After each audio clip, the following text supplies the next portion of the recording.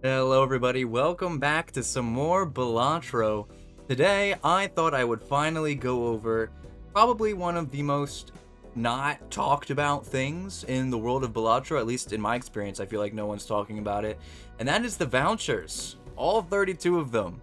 I feel like these are a really crucial part of the game that just not a lot of people, I guess, are too aware of their value or whether or not they are valuable. So I thought I would go through and talk about my opinions on all 32 of them. And so, without further ado, let's start here on page 1 with Overstock. Overstock and Overstock Plus. So, I guess before I want to get too deep into what all the vouchers do specifically, I do want to say one thing that can be applied to all of the vouchers. And that is, they're going to be a little bit more expensive. They're $10 each. They're going to be less if you actually get the liquidation and clearance sale, but I'll get into that. But on base value, they're going to be $10. And that's expensive. And so if you really want a voucher, but you only have like 12 bucks, and if you buy it, you're basically putting yourself at zero, I would say it's probably not worth it. Maybe there will be a time where it's like a total run saver to spend that $10, but if you're just buying like the first version of any one voucher and you barely have more than $10, I would recommend saving that money, saving up for the interest, and also just maybe like the good perfect Joker will be right around the corner that you can't get anymore because you spent all your money on Overstock, right? So just be careful. This kind of applies to all of them. I'm just going to say it now so I don't have to say it every time. They're expensive, and be careful with your money and how you spend it. Now, Overstock. Overstock Plus. What do? They add one card slot available in the shop. If you buy Overstock, it's +1. Overstock Plus, it's now +2. So you get 2 more stocks. You know how there's like Jokers?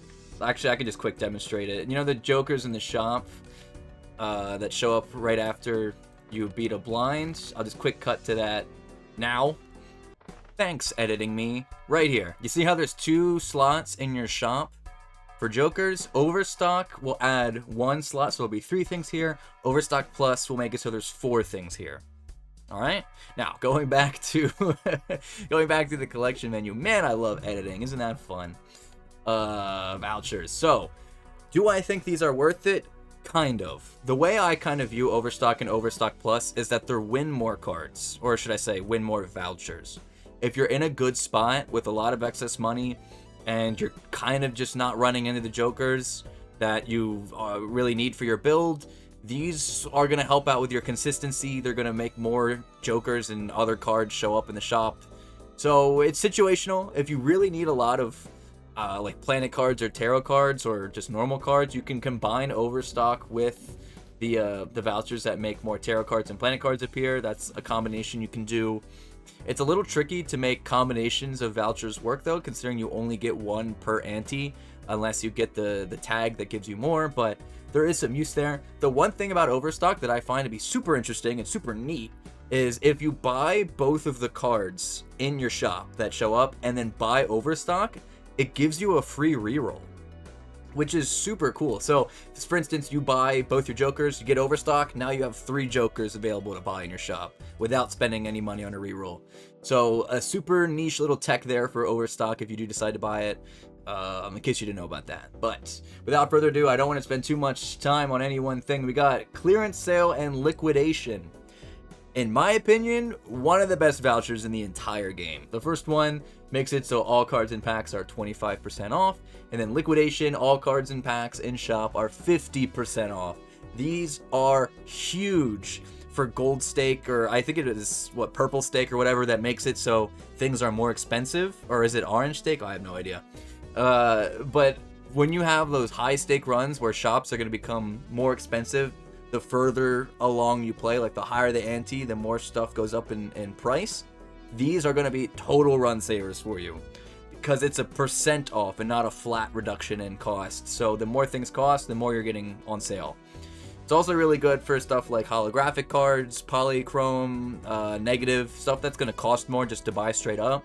These will make them pretty accessible. And they're also really useful if you buy stuff like the Emperor, I think it's called. Wait, I got a tarot cards, Emperor, yes. So and the Emperor, and also the other one, High Priestess, stuff that creates like 2 cards, like the planet cards and the tarot cards, you can sell each of those cards for $1. And if you have clearance sale and liquidation, you buy these for $1 essentially, then you sell those 2 cards for $2 and you make money. It's like a niche little thing, but it's also really good in combination with that one Joker that gives you, it was a Campfire? The Joker that gives you time smult for things that you sell. Yeah, Campfire. So each card sold, this doesn't just mean Jokers, this also means your consumables as well. So if you combine liquidation with Emperor, High Priestess, Campfire, you can actually get some pretty good stuff going with mold and money. So there is use in your deck for clearance sale and liquidation, not just for money purposes. But yeah, super good voucher, definitely worth it if you can pick it up and not go bankrupt in the process. But moving right along here, Hone and Glow Up. These raise how often foil, holographic, and polychrome cards appear in your shop. 2 times for Hone, 4 times for Glow Up. In my experience, Hone isn't too noticeable of a difference. You're not going to be seeing too many more foil, foil, holographic, and polychrome. But when you get Glow Up, it's really noticeable. Also, excuse me, I just banged my table. Hopefully that wasn't too loud. But yeah, Glow Up, really noticeable, really good. Hone, you might run into a couple more things. I'd say it's okay. Yeah, it's cool. It's cool, but also these are going to be raising the prices of the Jokers that they affect, because foil, holographic, and polychrome cards are going to cost more than, you know, non-special edition cards, so these do make things more expensive, just as an FYI, keep that in mind. But yes, right along the next one here, Reroll and Reroll Glut. Situationally really good. If you have Flash Card, which is that one Joker that gains +2 molt for every reroll, really good. Really fast scaling with that card specifically. $2 less for the first one, another $2 for the next one. If you have Reroll Glut, I'd say it's good, because starting at $1 rerolls basically means you get 2 rerolls for the price of 1. A little bit more value than that, actually, but yeah, Reroll Glut will save you a lot of money in the long run if you get these early enough. But if you get these late game, it's not really, it's $20 investment for only a couple of bucks per reroll, you know, of saving money. So there's a point where you're spending too much money to get the value out of them. But if you get them early game and you're running into consistency problems, these can really help you find those Jokers that you've been waiting on for the run, right? So I'd say they're okay. Kind of in the same category as Hone and Glow Up here. They're just okay. Not too great, but also not too bad. The next one's here, Crystal Ball and Omen Globe. So Crystal Ball gives you +1 consumable slot, and Omen Globe makes it so spectral cards may appear in any of the Arcana packs. In my opinion, and please remember, this is just in my opinion, I think these are not that good. Crystal Ball is okay. Having an extra consumable slot means you can hold on to something and still get the effects of High Priestess and the Emperor. Because say you're holding on to like the Fool and you want to use High Priestess, you'll only have 1 available consumable slot, so you won't be getting the 2 planet cards, you'll just be getting 1. But with Crystal Ball, you can have the Fool and use your High Priestess to get both cards. So there's use. You know, it's also good for if you combine it with Observatory, but I'll get into Observatory in a bit, so we'll come back to that synergy. But yeah, so it's okay. It's not bad. I think Omen Globe is just not good. It makes spectral cards appear in Arcana packs. Honestly, if I'm opening up an Arcana pack, I want Arcana cards. I'm not really thinking about getting spectral cards from my Arcana packs. There's not even too many spectral cards that are like so useful that you want to run into them as much as possible. Like, spectral cards are either the worst things ever for your deck or the best things ever for your deck. They're not really going to just be okay, usually. There's like, what, the spectral cards that make it so you can apply like Red Seal and Gold Seal, right? Those are good in any deck. You can utilize that anywhere, but the other ones are situational as hell, and it's just not gonna be consistent enough, considering it's not even guaranteed spectral cards in Arcana packs. It's just a chance, right? So, yeah, I don't know. Omen Globe for 10 bucks on top of that, and you have to buy Crystal Ball first just to get this effect. Not great. Which, I guess I never even explained that. Yeah, so in order to get these second vouchers here, you have to buy the first iteration before. So, like, you buy Crystal Ball on Ante 1, then if you're lucky on Ante 2, you'll get Omen Globe to show up. But Omen Globe will never show up until you've bought Crystal Ball. I did not explain that at the start. I just kind of assumed, but yeah, there you go. That's how that works. But moving on, Telescope. Celestial packs will always contain the planet card for your most played poker hand. This is a good voucher. I like this one. Really good if you're rocking flush decks and I don't know, like 2 paired hands. Stuff where you're going to be playing a lot of the same hands multiple times per round. So you're basically guaranteeing that your most played hand will be the one that you're using. That's not always going to be the case, especially if you're doing like 5 of a kind, flush house, you know, flush 5. So Telescope is not too great in those decks, but on stuff like flush, 2 pair, 3 of a kind, high card, Telescope's gonna be pretty good for you. Nice to rack up those poker hand levels. And then Observatory. Planet cards in your consumable area give 1.5x molt for their specified poker hand. So like I said, this has really good synergy with Crystal Ball because you can hold 1 extra consumable card.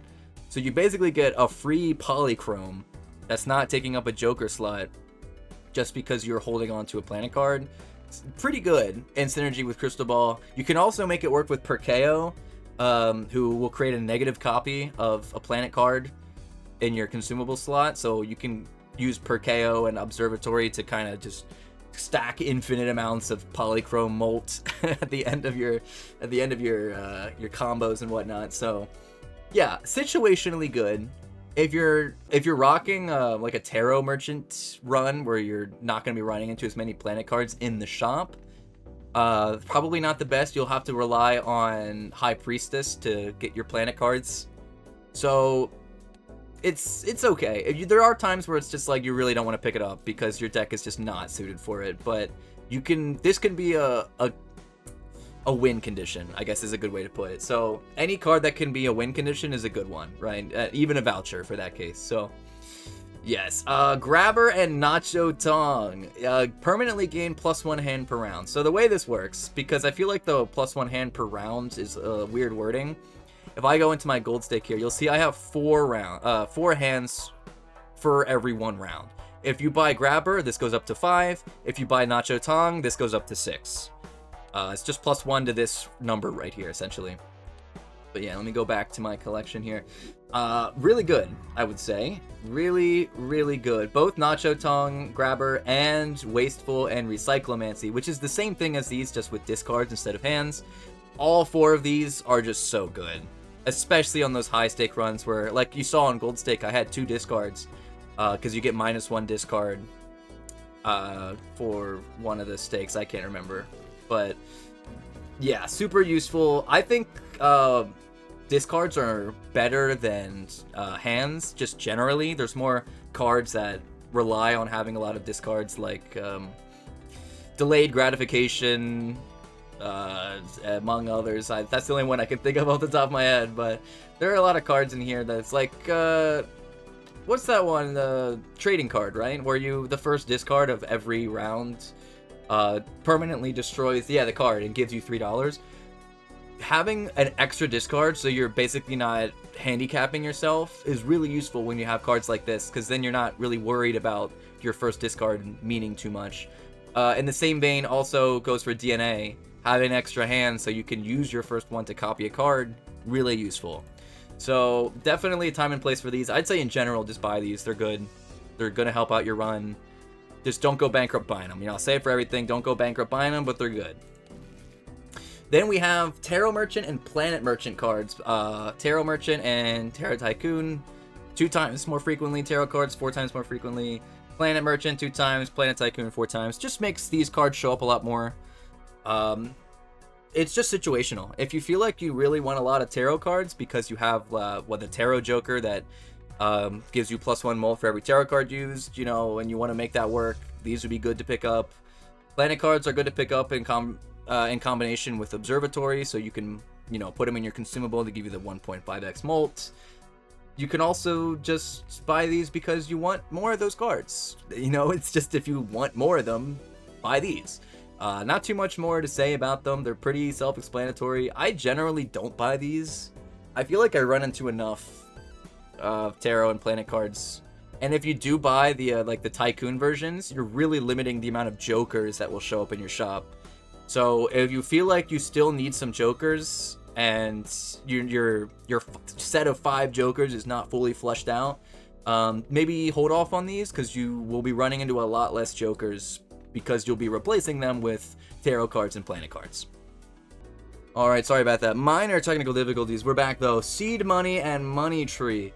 Raise the cap on interest earned per round to $10, and then raise the cap on interest earned per round to $20. These just get you more money. The way it works, your normal interest is capped at $5 per round, $25 held in hand at the end of a round, you get $5. Seed money raises that to $50 held in hand, you get $10 per round, and then money tree, $20 if you have $100 in hand. Pretty good if you have a lot of money. It's one of those win more cards. Win more vouchers. It's in the same category as Overstock, I think, and kind of also Hone and Hone and Glow Up. Like, if you're in a good spot already, these are just gonna help you win more, right? The best use case for these are gonna be with Bull and Bootstraps, because they're chip and molt generators that scale with the amount of money you have in hand. So if you have those 2 cards and these, it's free. It's probably the best way to get the $400 held in hand Joker achievement. I actually don't even remember what Joker that gets you, but alright, do I? Which one? Hold on, which one? I think it's Satellite.